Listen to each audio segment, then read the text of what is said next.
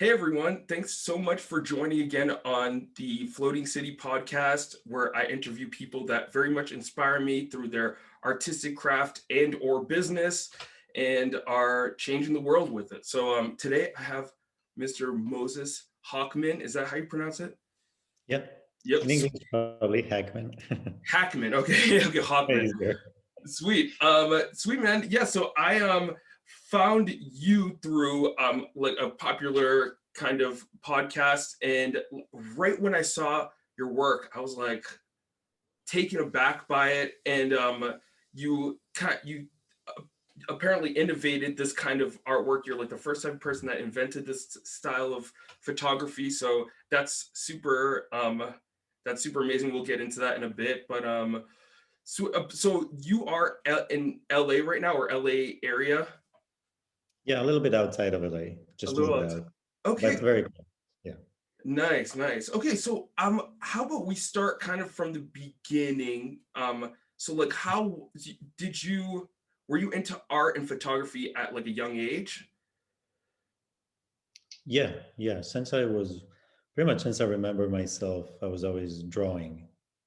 So I was always drawing, doodling in class, like when teachers would talk, I would have to draw if I wanted to be able to listen to them or so it started very early on. And then, but people like it wasn't encouraged though, teachers were like, you're not paying attention. But I was Yeah, like, no, yeah. I'm actually drawing. I can hear you, things like that. But so I always was drawing. And then I think around high school, I started taking some sculpture like classes. So sculpting was the next thing I did. And then in high school, I studied photography. Hmm. So that came from there. Just the visual, we used to VHS, make videos, fun stuff like that. And and then in Israel, you do high school and then you go to the military. So you're like 18. So I was at the Air Force for 3 years. And then when that was done, I kind of, you kind of have to decide what you want to do with your life. So I figured out I want to go with what I know doing best and what comes easiest to me, and that's artwork. So, Okay. so that's Wow. kind of like the beginning of everything. And is art big? Like, is the art industry big in Israel? It's Israel. Everything is small in Israel, Oh yeah, so yeah. Small country. it's Yeah. hard. It's hard to make it as an artist or as an actor or as anything creative. It's hard because it's Hmm. tiny. And if you don't know anyone or if you're not connected, it's really hard. Is And No, no. Continue. Sorry. so that's part of why back then I thought of finding something a bit more um, functional to do. So that's why I went to study architecture because I figured it's still creative. It relates to making sculptures, but it's a bit more functional. So it was kind of something in the middle to do. So I ended up doing architecture instead of just being a full-time artist. Okay. And you studied that in Israel or here? I started in Israel. I studied for 1 year over there, and then I didn't really like it. It was very not. It wasn't challenging, and I wasn't learning much. So I decided to pack my stuff and move. So Oh, nice. that's when I moved here. Very cool, man. And does it kind of an off question? Is it all required for everyone to join the military? Yeah, it's mandatory. You don't have a choice, and you're very young. You're 18. You just got out of high school, so you don't know much. I think if I was older, I would probably not join. You know. So Mm, it's something that you kind of just before you know it, you're in it, and once you're in it, it's hard to get out of it, and then you just count the days until it's over, basically. damn. Yeah, yeah, yeah. Well, they what do you feel like it like kind of stunts your growth artistically, like creatively, being in the military? Well, I mean, you lose 3 years of your life, where 18 to 21. I mean, those are very important years. Yeah, You're yeah. young, you're strong, you're creative. And you, Um, yeah. and I mean, I think I was lucky because when you join the military, they do a lot of tests, and according to the test, they put you in different positions. So luckily for me, I did well in the test, and I ended up being in the Air Force. And but a lot of people, they get really seriously damaged mentally or physically while being in the army, while doing their service. So I feel lucky that, I got through it without any major damage. But Mm-hmm. at the same time, it got me to really focus on what matters and chase what I want, because you feel like, okay, I've lost all this time and I really want to do what I want to do. Because the last 3 years, I did something somebody else wanted me to do. So it does give you a certain push. You also grow really fast, you lose that. I mean, you walk in a teenager and you leave 21 years old, but in those 3 years, the events that happen, you mature and you grow fast, you really lose that innocence and the youth that you have, Yeah, in the way yeah. you think and act and all those. Oh, whoa. Damn, that's intense. I did not know it's still like that in Israel right now. Yeah, yeah. Whoa. Whoa. Well, nice. Well, and then how old were you when you moved to America? So 21, I got out of the military. Then I saved money to go to college because I did everything on my own. I paid for everything since I was a teenager. I've been working full time. So I worked. I went to college for a year. Then I didn't like that. So I quit and I worked for another year to save money. I mean, I saved money since I was a teenager, and the money I saved, I used to move to America. So all that money went to move here. I went to a private college here, and I paid for it myself. So I had money to pay for the first year. And then the way I thought about it was if I'll do well enough, I'll get scholarships. If I'm not good enough, I'm just going to go back home. So luckily, I managed to get scholarships and continue studying here because I had no financial support whatsoever. Mm. And especially as an international student, you don't get any support. Yeah, yeah. Whoa. And you studied what here at the private college? Architecture, I Architect. continued. I continued with that. So Okay. architecture. So when did you get into the water art? So the thing was that my mind was always gravitating toward the idea of consciousness, the idea of whatever we think God is, whatever nature is, like just thinking about the elements and life around us. Like, what is that? What drives that? How does it work? So, kind of more the bigger picture. Mm-hmm. And then in architecture school, I studied trees. Like, that was my initiative. I wanted to study trees as architecture. So I was investigating like what's a tree? Who's the dweller in a tree? Who's the architect of the tree? What shapes things, right? Because when you study architecture, you obsess with form, the Mm-hmm. whole idea of form and function.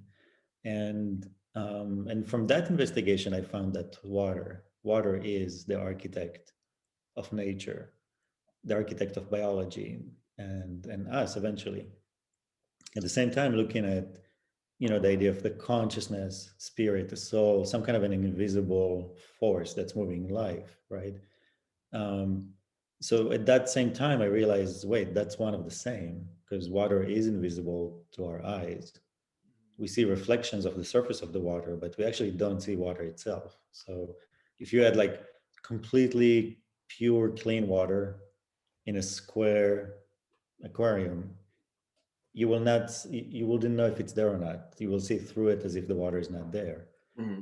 And it's always been a funny thing because since I started on that journey, when I told people water is invisible, they would laugh at me and they'd be like, "What are you talking about? Like Yeah, yeah, yeah. I can see the ocean, I can see a lake."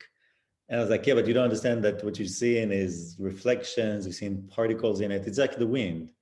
If there's dirt in it, you can see it, but if there isn't, you don't." So at that moment, seeing that there is something that is actually invisible on this planet, that is moving, that is making, building, doing, everything clicked at once. I was like, wow, this is all one of the same.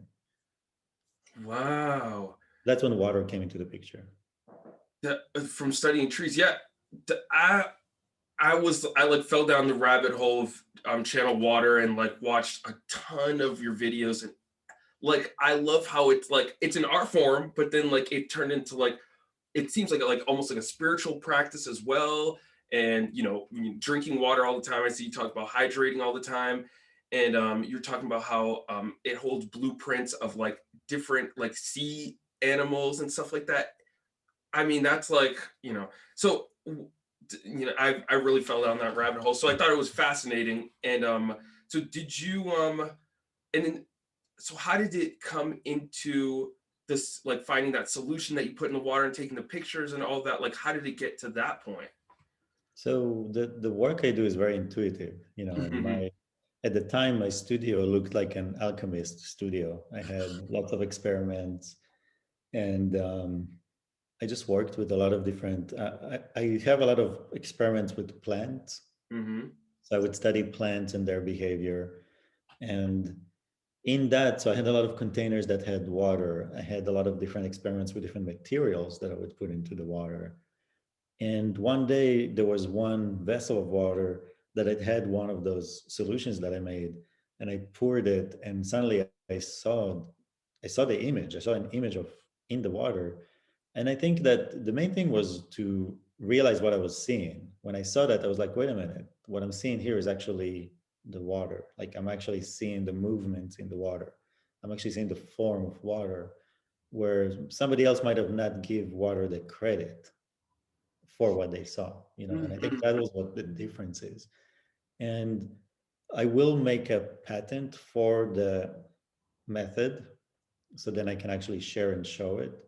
But the idea was that I mean, if you want to see water, you have to see it in as it's moving. You have to see water moving in water, just like we said, the wind, like you have the atmosphere, but then there's wind moving within that. So you have to be able to capture that.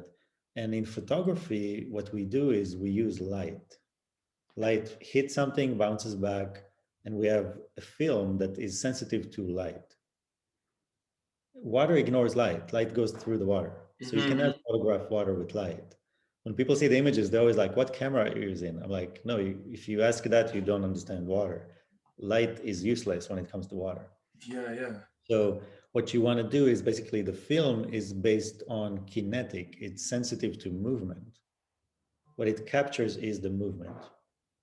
Oh, So so that's really the key to the like understanding philosophically, how do I capture water?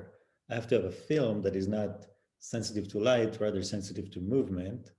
And at the same time, it has to be flexible enough to capture that movement, to move with the water. Otherwise, it stays too rigid and it won't do that. mhm.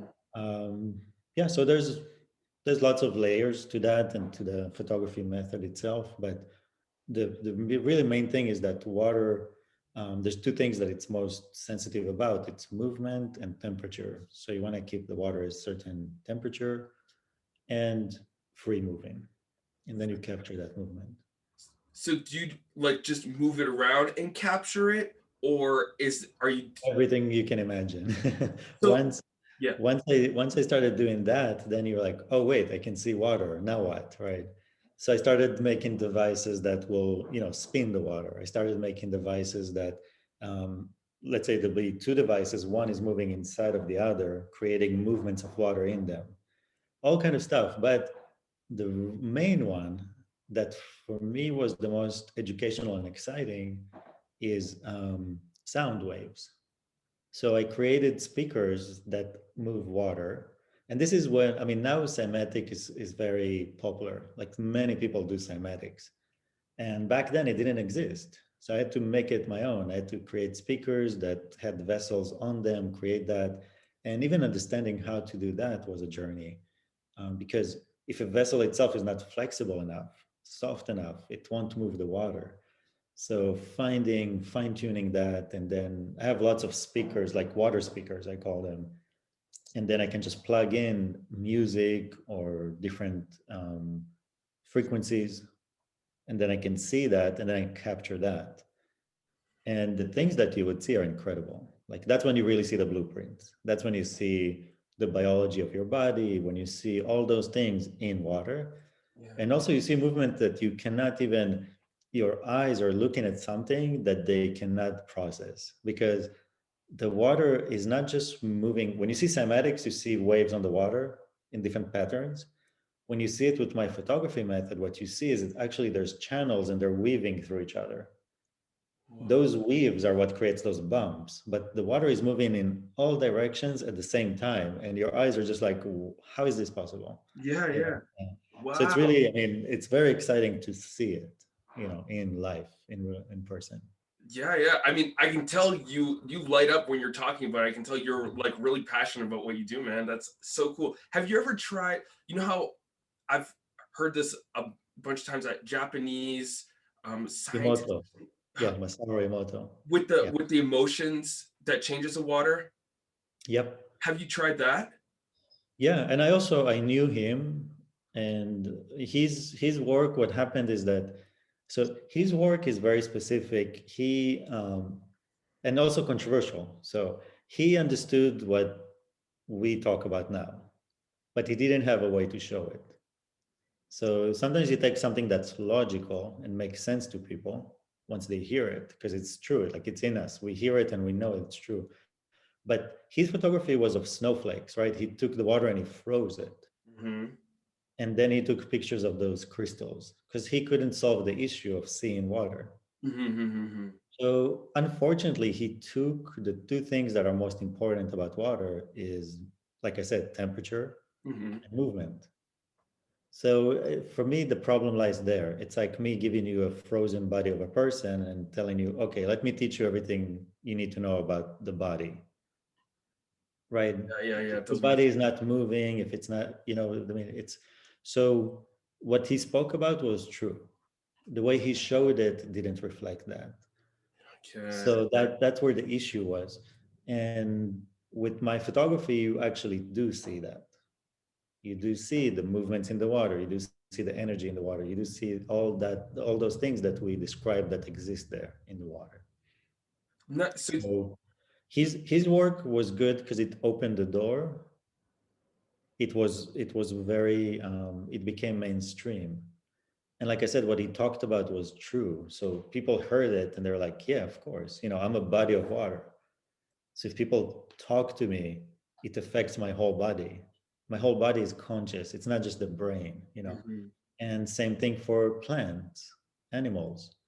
Every vessel of water is a vessel of consciousness. And there's actually experiments that are more important than his work. There's a guy that connected, like light detectors. He connected them to plants, and he could see the plant's reaction to things that he would say. Like he Oh, would say, "I'm going to burn the plant," and the reaction of the plant was insane. You know wow. what I mean? So there's people that already showed that before. This was in the 60s and 70s. And that's really the origin of those ideas. So I highly recommend, finding that, those studies of, For sure. yeah. Nice, man. So do you have like a series of like pictures of the water with different emotions? Like, Well, yeah. So I have pictures because, like I said, I tried to stay away from that study because it was so specifically connected to his work, which was not scientifically proven. mm-hmm. So my work was more scientific. So I stayed with sound waves, frequencies, putting different elements in the water, things of that nature. Putting music, sound, see how that moves the water, right? So cool. And and there were things that happened without even my intention. Like for example, I would make an image of the water, and I would focus so much on the image, and in the image there was a reflection of myself. You saw Oh, the person, or you would see my hand, things like that, which would be insane. You would see dolphins, whales, people, animals, everything you can imagine. So for me, there was no point going back to studies that other people did because what I saw was the thing itself. You know what I mean? Like you saw something far greater yeah, in yeah, that yeah. sense, you know. And Very. then I think what because I learned something very big from that. What I learned from that was that movements in water are the origin of everything, characters. But what does movement mean? Movement is like, music is movement, social movement, political movement. Like movements are the origin. It's the reason consciousness moves from point A to B. It has an intention, it has a reason, and in that it also has a character and a form. So Hmm. as the water moves, it will look like a shark if it has that intention, or it look like a dolphin if it has that intention. So that's why I was going more to the origin of what water's intentions and movements are, rather than what my intentions and thoughts do to the water. You see what I mean? Yes. Whoa. Yeah. Okay. That I'm makes the secondary thing. I'm not the origin. That's the origin. you're Like, documenting the origin rather than like you yeah, manipulate. Yeah, that's really yeah, fascinating, man. Yeah, and I saw a video you talking about like the dichotomy of like the political spectrum and how water is kind of the middle of everything, the center, the beginning of everything. Yeah, yeah. and yeah, I love that video. That video was what kind of one of my favorites because right now everything's so polarizing. And one thing I did really like that you mentioned in one of your videos is that this is not mainstream. Like this is not you're not this is not something that everyone's going to grasp or everyone's really going to catch on to at least right now. Yeah. And I think that's a good point, but it is pretty, ahead of its time at least. At least that's my perspective of the work is really ahead of its time.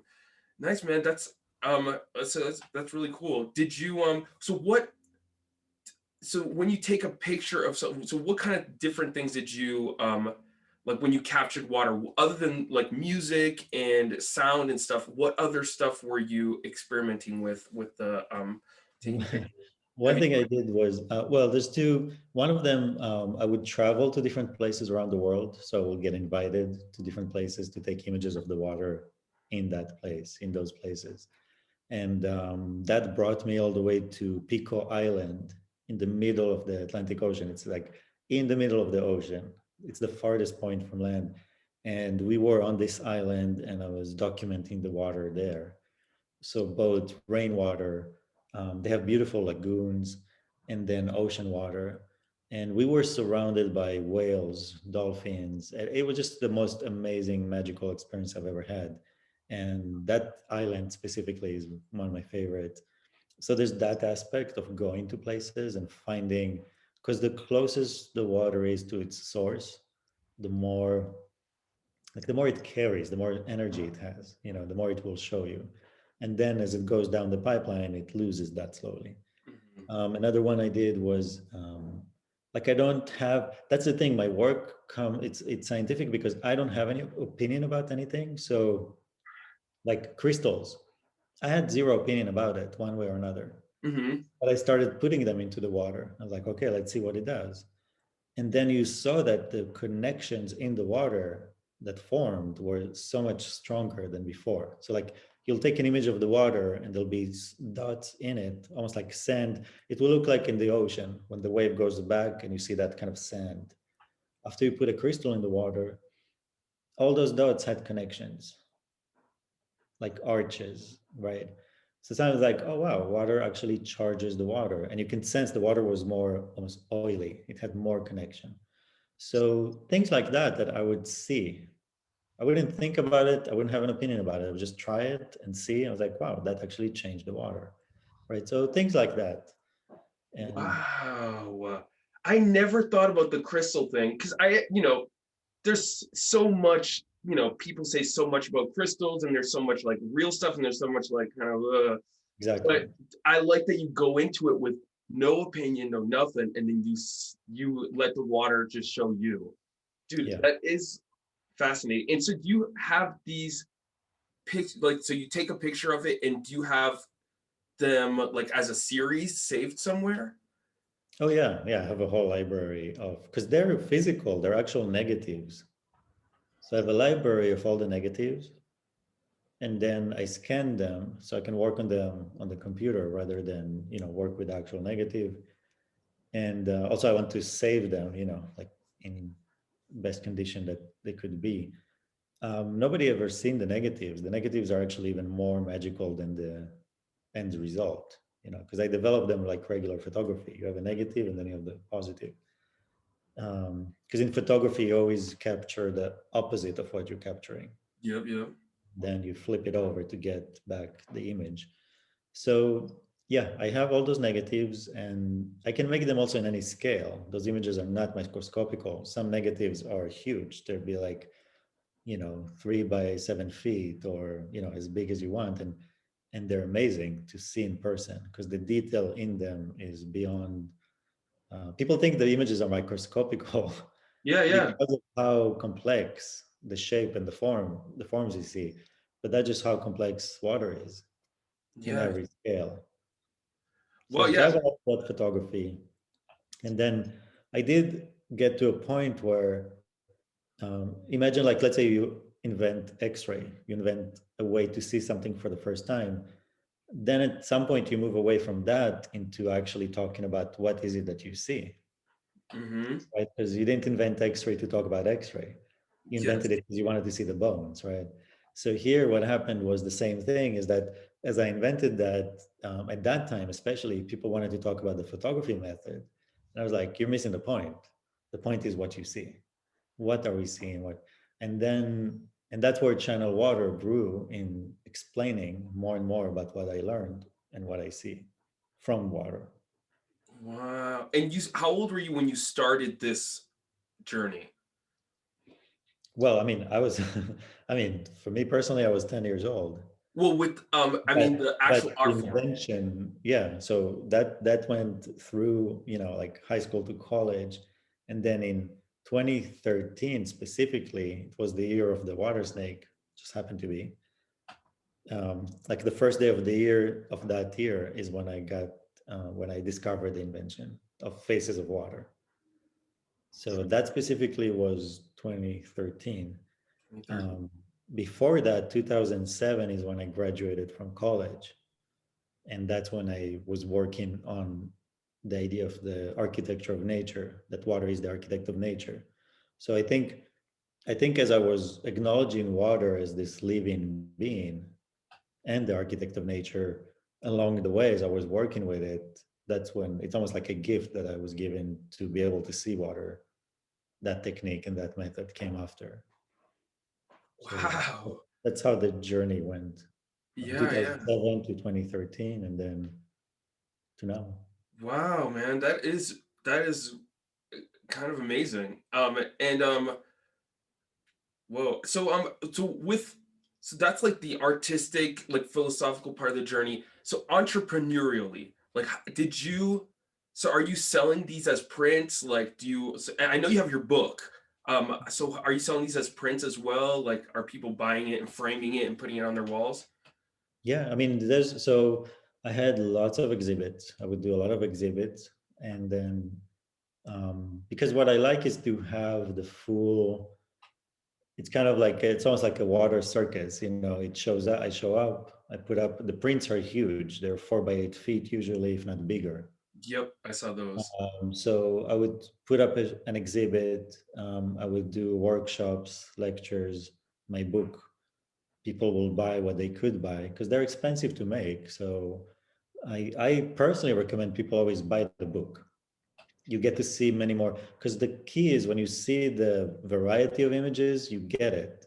When you have one picture on the wall, it's harder. You can appreciate that, you can enjoy that, but if you really want to get that, have that conversation, sit down with your kids or somebody else and flip through.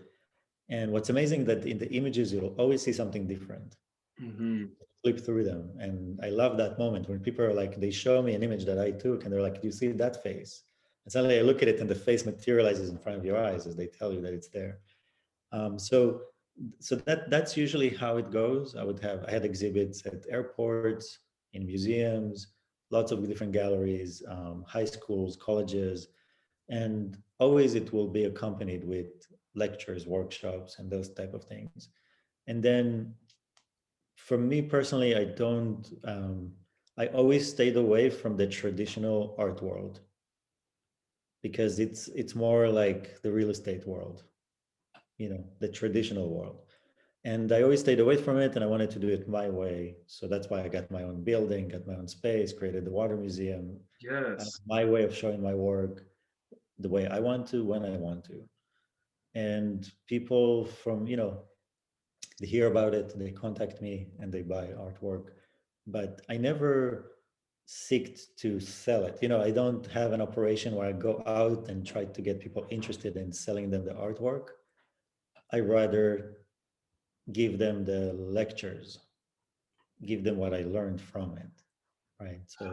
So it just happens to be that what I do is also beautiful, because water is beautiful, not what I do. It's just water is beautiful. What they appreciate is water. It's not a painting. I don't draw it. I don't take credit for it. So people appreciate the beauty of the water. So it has that aspect to it, but it's really a place where art and science meet. And it just happens to be so pretty, and people has this affinity and affection and attraction to water, Hmm. that they want it, they want to buy it, they want to put it up on the wall. So that's how it works. Okay, wow. So, like, for example, to get like your gig at the airport, for example, did you reach out to someone and say, I want to create this exhibit and do this talk, and then someone gave you that, or did someone reach out to you for it? They reached out to me. So every year I was part of an exhibit that happens in Joshua Tree, Hmm. and there's a gallery there that's called Boxo House, and Bernard is a guy that I met. He loved the work. So he would bring me once a year to Joshua Tree, and there's a big exhibits happening all over town. So, for example, I did a piece that was 166 feet long. So there's a building called the Integratron in Joshua Tree. So I wrapped the whole building with image of water. And again, Wow. I always try to go as big as I can physically, because the photography allows you to do that. Yes. Photography, the negatives are so big that I can enlarge it to the Empire State Building and you will never see a pixel. So I've done those shows, and the curator that saw those shows curated a show in LAX, and he came to me and contacted me about that. So so again, it's I think the part of it is when there's something, it's like the old-fashioned art where there's philosophy attached to it, there's a deeper connection attached to it, and then people get that connection and it becomes personal, and they remember it and they carry it with them. So then the next time something comes up, they think about it and they bring it out. And again, I'm lucky that water is such a strong element.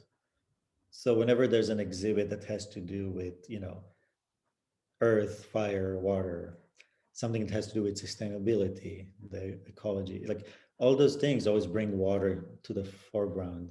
And then people remember my work and they bring me into the picture, Yeah. because I also come in and lecture and talk about it too. And that's really the experience people are coming for, is the combination of the visual and what you hear and what you see. Yeah, man, that is so. What I'm like getting chills now because I resonate a lot with your work. I've, I feel like I'm drawn to your work because mine is very much like that. I didn't invent so I do scan. I scan pictures rather than using a camera. I use a scanner to scan flowers, insects, stuff like that. And so I didn't invent scanning, but I've never seen anyone actually scan little wildflowers and things like that, and printing it huge. That's like kind of what I do as well, and there's like a kind of philosophy behind it as well. So I'm like, this, I very much resonate with how you make your artwork. That's amazing. Okay. It, And when you do that for a long period of time, it's not like somebody can tomorrow get a scanner and do the same. yes, You learn things that they will take them years to learn, and you do it with a certain passion and knowledge that only you will have over time. And that's what's important, is that it's a continuous study and the continuous investigation into your craft. yeah, That's what happened to me. And then, so if you keep working with the different scanners and the different lights and different small interferences, and then um, the way you print it, the way you show it. So, and to me, seeing your images, it's very, I don't know why, but to me, it's very watery. It has that X-ray feeling. It has that deeper, like again, exposing a layer we don't see with our eyes, Totally. right? Because that's the joy to see something new and different. Totally. So you've seen some the work? Yeah, yeah.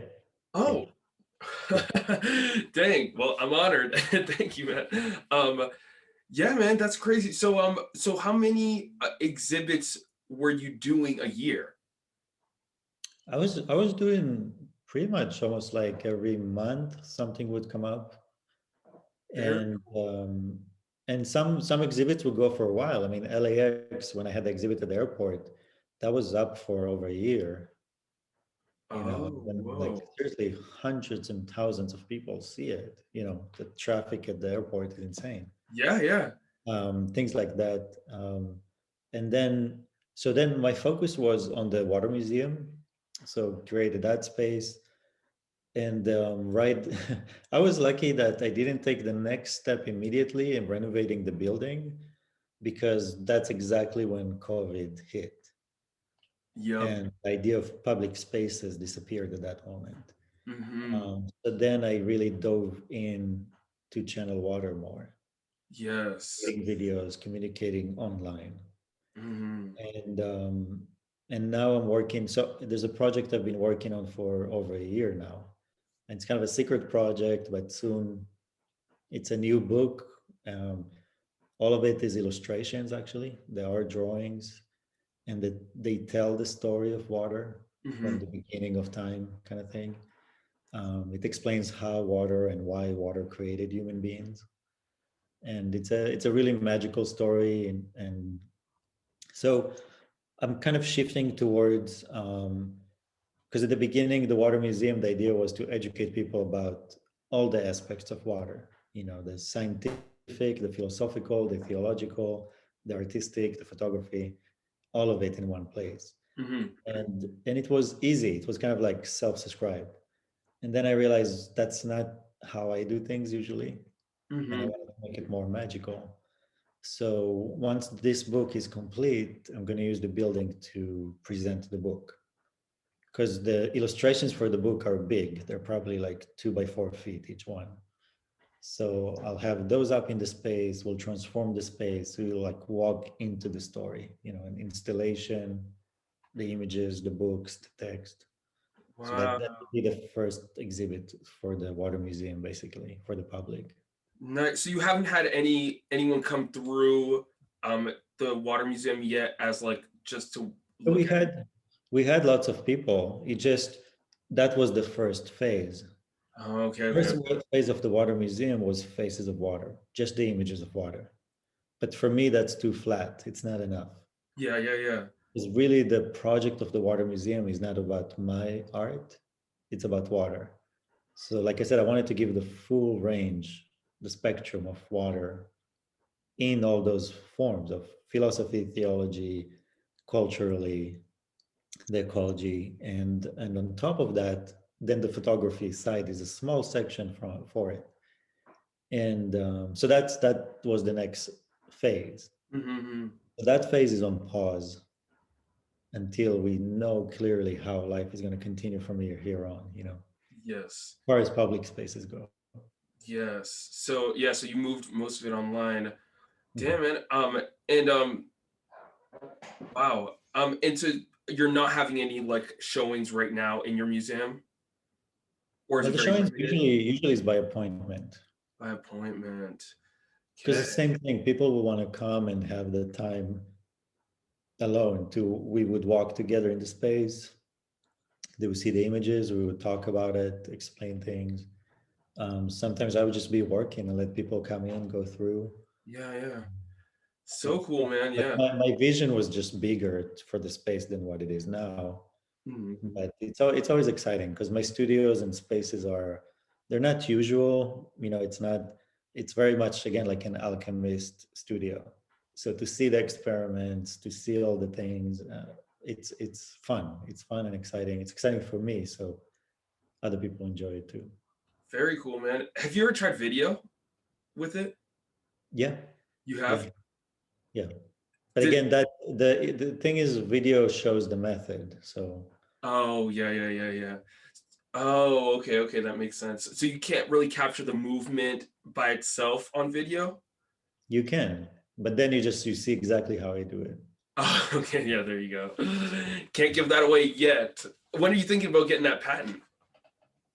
Well, until now, in the past, it was always a financial thing of like, do I want to invest that much money into the patent? When for me, the focus, I'm always, seeing the next thing and just moving towards the moving target. So it keeps changing because for me, what interests me is the subjects you can see in channel water. Hmm. Again, I'm not, if I was only focused on the art, selling the art, having a hold on it, that it's just mine, nobody else can do it, all of that kind of stuff, it would happen faster. But my mind just wanders. I'm like, I want to talk about this, I want to talk about that. The next video I'm doing is about simulation. Do we live in a simulation?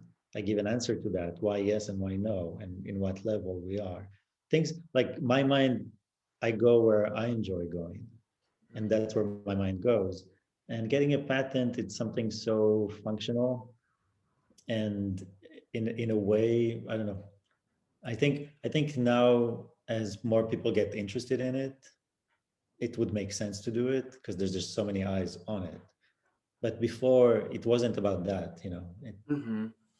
It wasn't something I had to. Also, I don't want to have the feeling that. Um, I don't want to have too much ownership over it because you know what I mean? It's not, it's something that actually what I would rather do is have workshops and have people come through and make their own images of water, have their own experience with it. And that's what the Water Museum was supposed to do, you know? Oh. So again, my focus is not on the photography. My focus is on what I learned from it. Yes, man, I mean, it's even shifting the way I think about my own stuff because I feel the same way. Like I cannot take credit for, and so many people are like, "Oh, you should take credit because you're the one that thought about it, you're the one that created," and that's what I would say to you, but I really do resonate with like that nature created all of that. Like water is the or like that was the original and you're just the witness and Yes, documenting it. That's exactly. it's very cool, man. That's very cool. So your next project is so what is your do you have like a big vision for the future? What's like the down well not big but like down the road? What's like a oh if you feel like sharing that, like do you have any big vision for channel water and for the water art? Yeah, I mean, it keeps coming to me. Like I just go with the flow of it. Every time the next thing comes up, I just um, it's more about not being stuck. I don't believe in like making a 5-year plan, 10-year plan, or I don't, that takes you away from what is actually happening right now. Yeah. So I'm always focused on what's in front of me. And for me personally, I enjoy channel water. Like I enjoy talking about it. I enjoy making those videos. I enjoy the conversations that follow it, because in my personal life, it's always been like that since I was born. The environment, like when you like something that is such a niche subject, it's hard to find people that want to talk about it. So then when you do something like channel water, you create a community of people that want to talk about it. So that's why I personally think, and I've been on YouTube since 2006. I think everyone should have their own channel. You know what I mean? Like everyone should have their own way of really being themselves and Yes. finding the thing that really interests them, not subscribing to what everyone else wants to talk about or wants you to talk about or wants you to be interested in. And by that, people create those connections. So, that was 2006. Now people do that. They have social media. People find those connections, those forums, those places that they can connect around their interest rather than physically who's around me. Totally. So for me, that's my world, is really to be able to both have the time to think about those things, let them flow and come into my mind, and then share them and have conversations about them. So that's what I enjoy doing. And if as long as you do what you enjoy, you will flourish. And it's I think for a lot of people, because I meet a lot of people that want to be creative in many different fields, Hmm. but what they really want, and they don't notice it, is they want to be famous or they want to be rich. They think to be a successful artist, that means I have to be the next, I don't know, a Banksy or the next whatever artist they think is famous and successful. Or if to be an actor, I have to be the A-list, Hollywood actor. But it's not that. It's really finding the projects you enjoy. So you might be in a local small theater, you might be an artist that shows in very small specific places, you might be in these conversations. You got to find that success. If you're finding the thing you like to do, if you that's the real success, is being there. So I don't chase anything, I just enjoy what I'm doing and then see what happens. It can grow bigger or not, that won't change how I feel about the joy I have making it. So Yeah. just like, because I come across a lot of artists that are just unhappy, and I'm like, how are you unhappy? Yeah. Yeah. You're doing what you like to do. It's more the expectation of what's supposed to follow. And Yes. I yes, I because I've noticed that too. I see artists like yourself that are like, I do what I love and that's it. There's no more. And there's people that are like, they hit like rock bottom or they like hit a wall and they like don't know. And I've been trying to navigate why that is and like how I want to be as an artist. You're very much inspiring me and whoever's watching as well. This is, I think, a really important conversation to be had because um, yeah, man, I really resonate with that a lot. Doing what you love and finding your audience for that rather than just like tagging on to the next kind of mainstream thing and kind of following the attention, following your your heart, and then having people find that as well. yeah, Very cool. because once you have that, you have confidence. You know what I mean? If I do what I naturally am able to do, then I'm always able to do that. Totally. But if I'm, let's say, one time I did something that people liked, but then I always try to do that same thing, but I can't. And you start losing your confidence and you start doing what people you think people like or what you think they want um, or what doesn't really go with your own personal being, then you start losing confidence, lose trust, and then you start having those doubts and fears and stress and anxiety, and you don't enjoy what you're doing anymore. Yeah. And that's a sign you're definitely not doing the right thing. If you're stressed, anxious, you're not.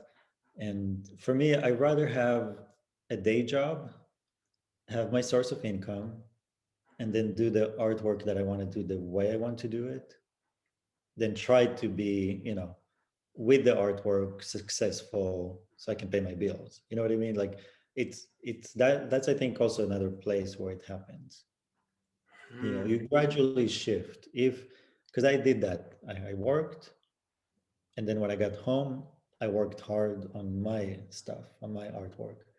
But at the moment that my artwork created enough income that I could shift from one to the next, then I did that. You know what I mean? Rather than, so you just really have to work hard and enjoy what you do. But I was never a starving artist. You know what I mean? I was never going that path, because that path might not work and you might starve. You know what I mean? Like you're not, and that's not a place for me, at least, to create art. For me, art is something motivating, enlightening, joyful, and you have to feel that. You have to be in that space to create that. Yeah, Unless you want to make some dark art, that's fine. that's true too. Yeah, unless you want to make dark. Yeah, that's true. Yeah, that you're really right about that because I know people that make music that that are all the music's really sad and really and they're like in these really weird environments, dark environments. So it can work for that if if you want it to be. Yeah, but coming from a place of a real joyous, happy place, you can't be starving. That makes a lot of sense. Yeah, you can't be like struggling. Also, I think what I'm trying to say is there's nothing wrong with having a day job. I think because I see a lot of artists that look down at people that work for money. You know what I mean? They see it as something that's wrong or materialistic or You know what I mean? Mm-hmm. The For reality sure. is we live in a material world. You have to pay your bills. You have to have the space to make your art. You have to get the supplies to do that. You have to, Yeah, if you really care about your art, work hard for it. that's very true, man. Yeah, I kind of sometimes look down at myself for having a day job, and I that's a reality for me. I mean, other than right now, hearing you say that, it is shifting what the way I think about it. But sometimes I'm like, oh, I want to be doing this full time. So yeah, for sure, you gotta pay stuff until you move up. So right now, you're living off of channel water, or No, is no, it's okay, too small to do that. And okay, I don't think I'll ever make enough on channel water to live off of it. Because also I've always want to make it accessible and free. mm-hmm, Like I said, I'm an architect. I design furniture, I design homes, interiors. Um, I feel like that's what water does. It's an architect. Buildings are part of nature, so I enjoy doing that. I enjoy building the buildings for life. So for me, that's the way to practice being water, mm-hmm, to be creative, to create, to build, to make. So that's what I do, and then I use that money to then give back in the form of artwork, lectures, in every way I can. And even on my channel, I minimize, like the meditations video, I don't put any ads on them. Because if mm-hmm. somebody's going to listen to a meditation, the last thing you want in the middle is an ad. Yeah, yeah, But those meditation videos, if anything would make money, is usually those. People hear them on and repeat and every day. But so again, my choice is to give the experience rather than to make money off of it when yeah, it comes to channel water and those things. yeah. The book that I'm working on now, I don't know, maybe that book, will be successful. If it brings income, great. That means I'll just make more and give more. Because I'm a very minimalist person. Like Yeah, yeah, my joy in life is thinking. That's yes, it. Like give me the space to think about stuff and I'm happy. yeah, So, yeah, and it sounds simple, but it's hard because we get so anxious. Life is stressful, so it's hard to find the space to just relax and think. yes. That's very true, man. So you design furniture and interiors. So that's Mhm. like your main job right now. Yeah, as far as income, yes. Very cool. So, and is that do you work for like a company or something like that, or is that your own Well, thing too? since 2010, I've been self-employed, my own company.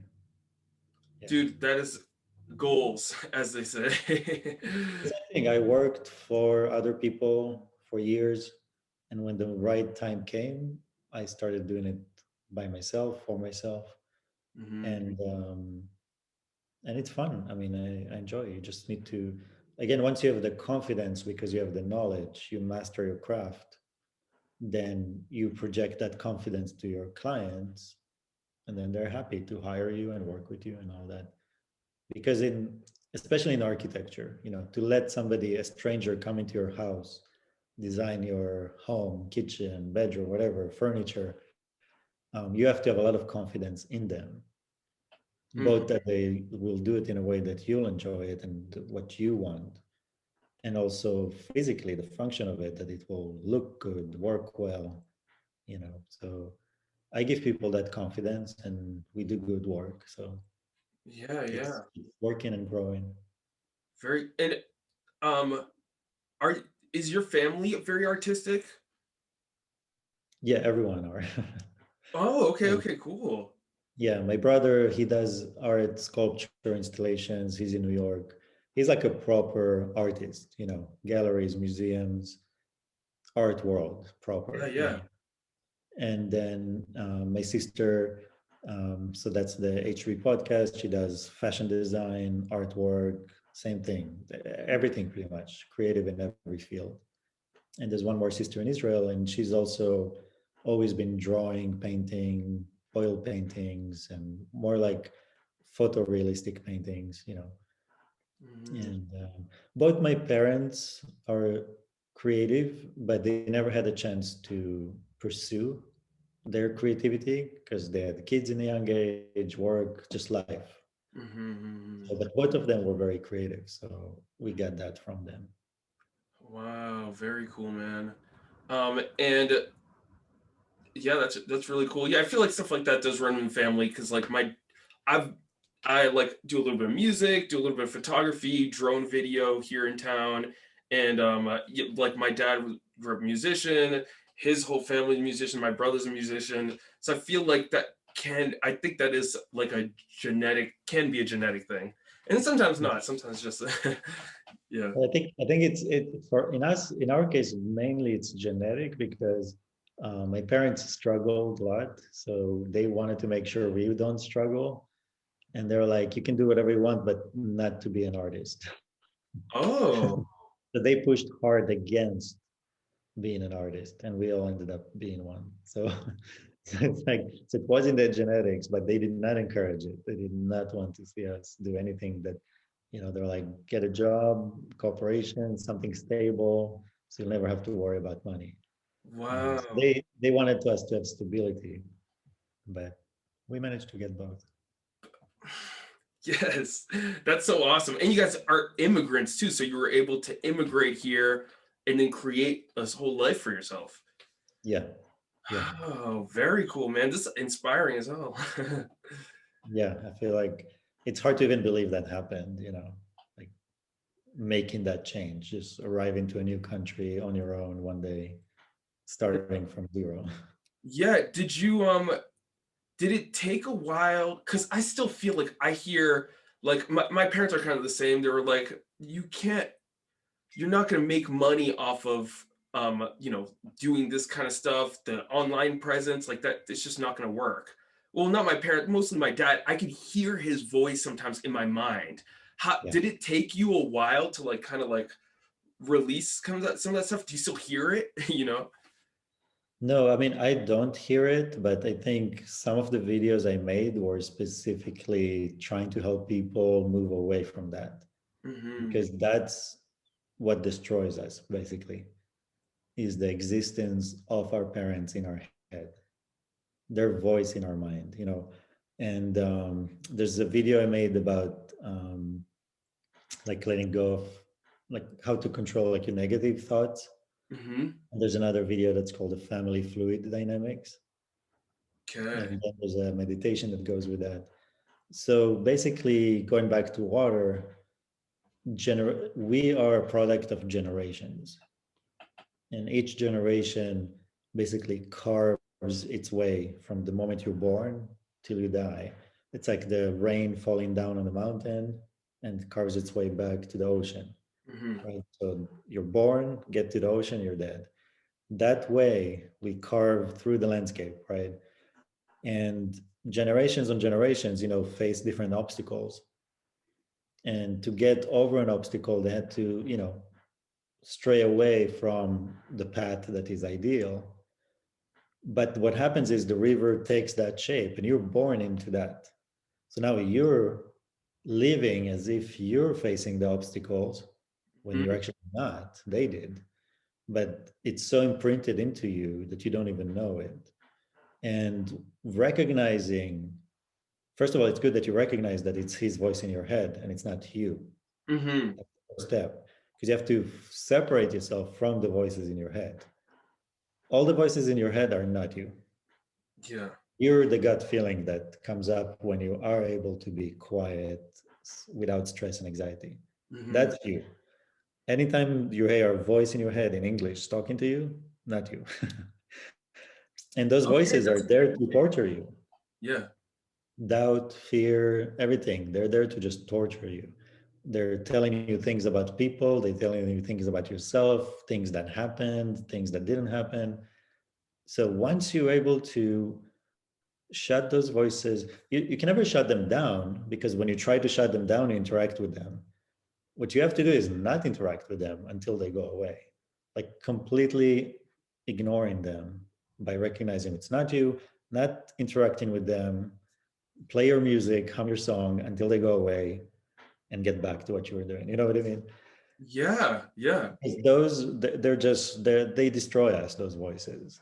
And And I think it's really important. And I think that's one of the things that happened with the work with the water is that the more I worked about on water consciousness, the greater consciousness, I stepped away from humanity, stepped away from society. And for almost 10 years, I was completely away from society. But then at the end, it brought it back to that, to the family fluid dynamics, I call it, that study, to understanding how we are shaped over generations, those rivers that we're part of, that consciousness is kind of like as it moves through the material world, that's what it does to us. You know, you're not the free form, free thinking consciousness anymore. You're Yeah. bound in these bodies in that river, you know. Yeah. So Well, yeah. man. So that's the first time I actually heard that distinction, the voices that you hear in English and then versus your gut feeling. That was the first time that's ever been. Yeah, man, that makes a lot of sense. And it's like a yeah, whoa. I But just it's want to not clarify that because for people watching. it's again, nothing I say is new. Nothing I say is, but the thing is that you hear that people tell you you're not your thoughts. And for people, it's hard to distinguish what is a thought and what is me. So that's Hmm. why I'm saying, like, if it's language in your head, that's not you. We're gut feeling. We are before language. Language is the after thought. Like, you know what I mean? That's the Yeah. after. And the nature of consciousness is that you are inside of the thing. You're surrounded with an ocean of consciousness. So there's thoughts and ideas and things flowing through you all the time. You know, it's like your radio. You can just constantly tune into things. And what people do most of the time is escape their own life by tuning in to those thoughts that are not theirs. People spend whole day daydreaming about things that are awful, negative, or you know what I mean? Like we Hmm. spend all and we get drowned in it, and you get to a point where you don't distinguish anymore between them and you. And the extreme outcome is the people you see walking in the street and just shouting, they become those thoughts. You know what I mean? They don't Yes, exist yes. there anymore. Those thoughts took over this body and now they're just even voicing themselves out. Yeah, yeah. Whoa. And um so you got to this awareness, I'm assuming through meditation, Through, I mean, again, it's all through the understanding of our body of consciousness through water, through water. Yeah. through understanding my true identity that is not this body, rather it's the water that's in it. Through understanding that we are this infinite soul that Mhm. travels through matter. Wow, man. And then because I think meditation is a tough one because some people use meditation as an escape. Yes. Again, because I'm all about no escape. It's yourself, you, the Yes. thing. Most of our addictions are ways to escape ourselves. So whether you drink, you smoke, sex, food, even going to the gym excessively, anything, it's all about trying to quiet those thoughts physically rather than understanding that I am not those thoughts. Mm. Right? So once you understand that and you're able to separate from them, you don't need to meditate anymore. Like you are in a constant state of meditation, right? Wow. Because there's nowhere to escape anymore. There's Yeah, nothing to escape from. What we escape from is those voices in our head. yeah, yeah, yeah. But most people think these voices in my head are me. It's me. And even if you tell them, no, it's not you, they'll reject that because then they're like, so who am I? You know, once you let go of your demons, who are you? So they're like, you know, they're afraid, Yeah. especially if they're successful or if they get somewhere in life, they attribute that success to those voices. You know what I mean? So then they're afraid to let them go. So there's so many layers to that. But the reality is that your true self is in a state of stillness. It's calm, it's very knowledgeable. You know everything in that moment and you're more connected.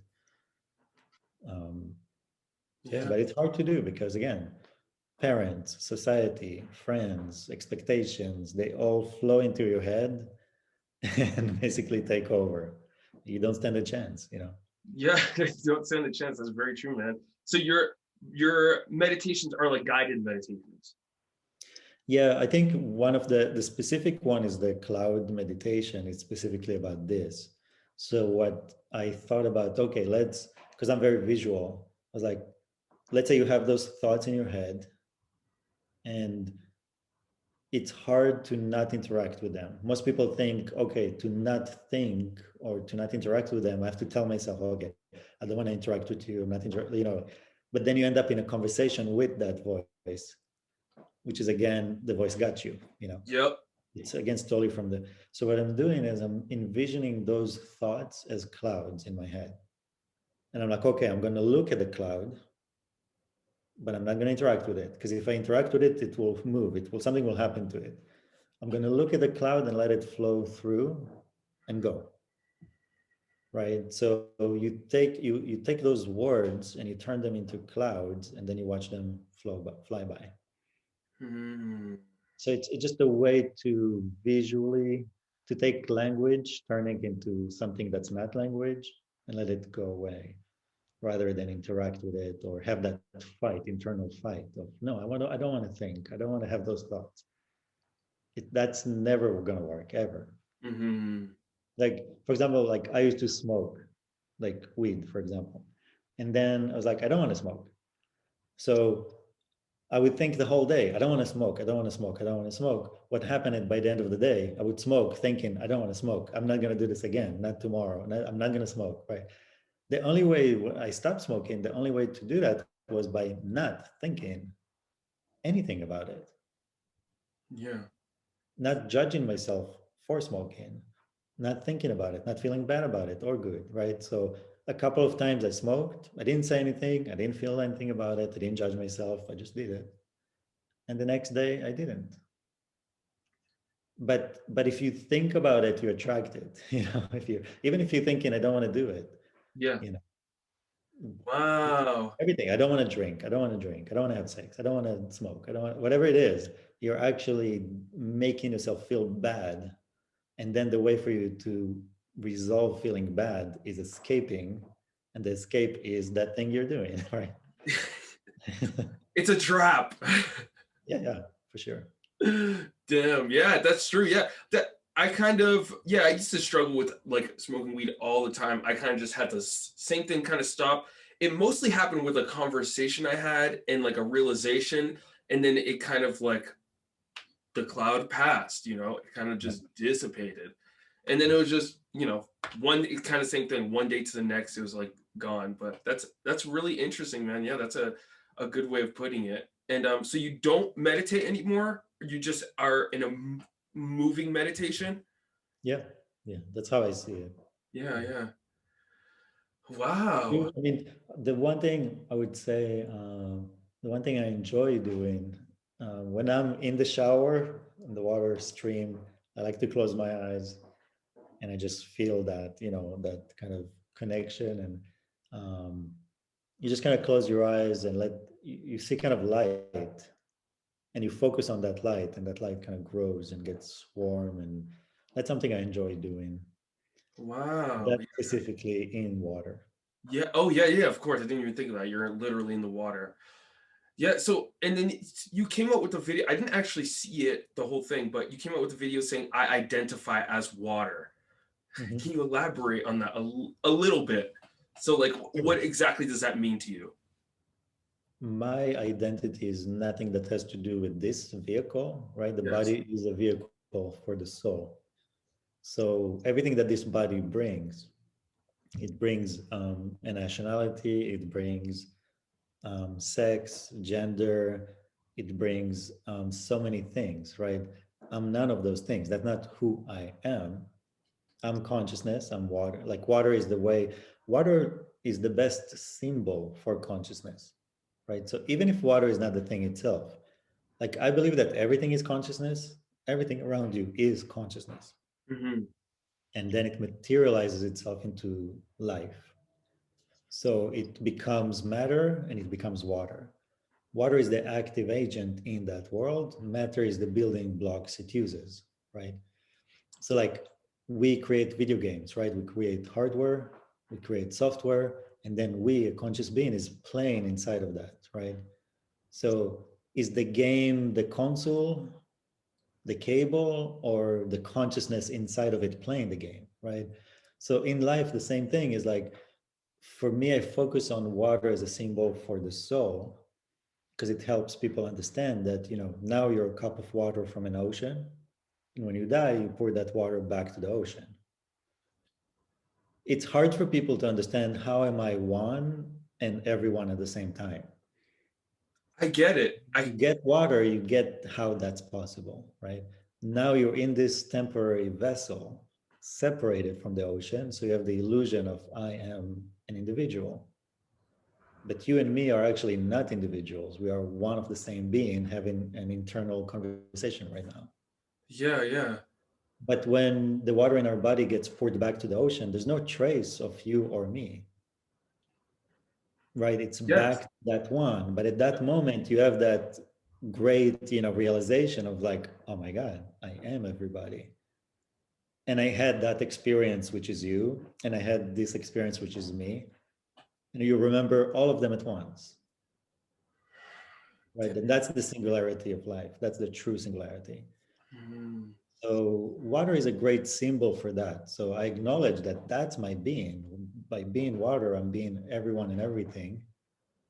I have no race, no gender, no nationality, no, you know what I mean? Like all mhm. the things that separate us. And and the funny thing is that sometimes I get people be like, "Oh my God, that's so offensive," It's making fun of people that identify as their body. Because Yeah, yeah. today everyone are like, I'm this gender, I'm this race, I'm this, like everything about their being is this body. It's like you telling me my car is my identity. I'm like, well, Which is that's like very superficial. Like, I very, don't care about the color of your car. I don't care who you have sex with. I don't care what your preferences are. None of that is really who you are. It's just the way you act in this vehicle right now. But that's not your identity. The equality between us is the water, right? yes. Our bodies will never be equal, ever, ever. Forget about that. Yeah, If you yeah. look for equality through the human body, you lost your game, That will never happen. Hmm. There's things that you can do that I will never be able to do, things I can do, you will never be able to do. Nobody's arguing that. I mean, to try to say we're equals, nonsense. But our spirit, not only we're equals, we're one. That's So the search for equality comes from the illusion of separation. I am not you, you're not me. I need to find equality between us. yeah, The yeah. idea of water is in acknowledging we don't even need equality. We are the same being. We are equals by default, right? So if Hmm. somebody comes and tries to mistreat me or take away my rights or my equality, I won't have it. Yeah, I yeah. can't do that. But not Wow. because I'm Middle Eastern man, minority, this or that. No, it's just because we are one of the same. If you do that, something is really wrong with you. Yeah. And I'll try to help you or whatever. But you know what I mean? Like the argument for that is not because of this vehicle. It's the opposite. It's what's inside of it. Wow. Yeah. That's yeah. Good point, man. That is it. I mean, that makes a lot of sense. It's I hear this of someone explaining this philosophy in other kind of like either even like like ways of thinking, like I don't know, Tibetan Buddhism, and like this is like it's a whole other way of thinking, using water as that middle. It's a whole other like spiritual practice almost, it feels like. Yeah, I mean, again, I don't even think there's a label to it because it's almost nothing I say is new. It Yeah. existed. Everyone knows it. All mystics, like all mysticism of all religions, know this. I come to it more from a scientific point of view, where I show you that the body in the water in your body, the water in my body is the same. The ocean, like I talk about it in that simple way, and Yes, that's yes. all it is. There's no ceremonies. There's nobody to follow. There's no money to donate. You know what I mean? It's Yeah. it's very scientific, actually. So I look at it from that point of view.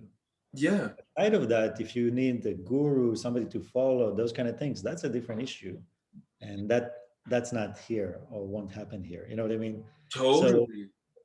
there is, like, I walk in a world that's very hard to walk in because people immediately project it into the world of religion, spirituality, Mm-hmm. cult, whatever it is. Whenever you talk about something greater than life, you're immediately scrutinized, you know. And that's why I keep my distance. You know, I have the YouTube channel, I'm going to put things out there, and that's it. Mm-hmm. There's no more connection than that.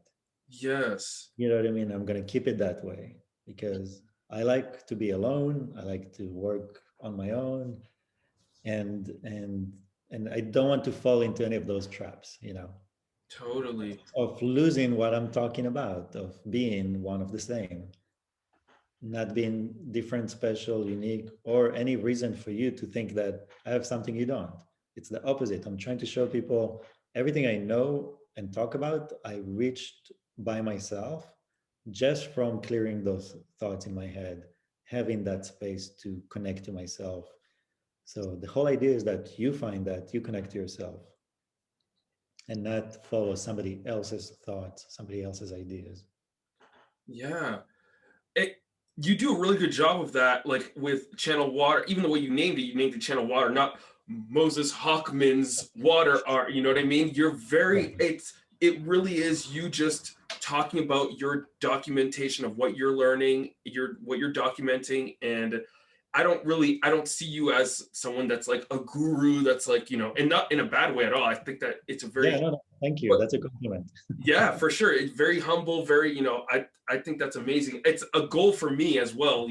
I struggle with me wanting to be like the artist and like, but then also there's a huge part of me that's just like, yo, this is not even me, Like even as a photographer, like just a standard landscape photographer, some people want the accolades of being the I was on National Geographic or whatever, but like it really is just you documenting what you're seeing, as any form of art. But you do a really good job of that, man. I'm learning a lot. I'm sure people that will watch this will learn a lot as well.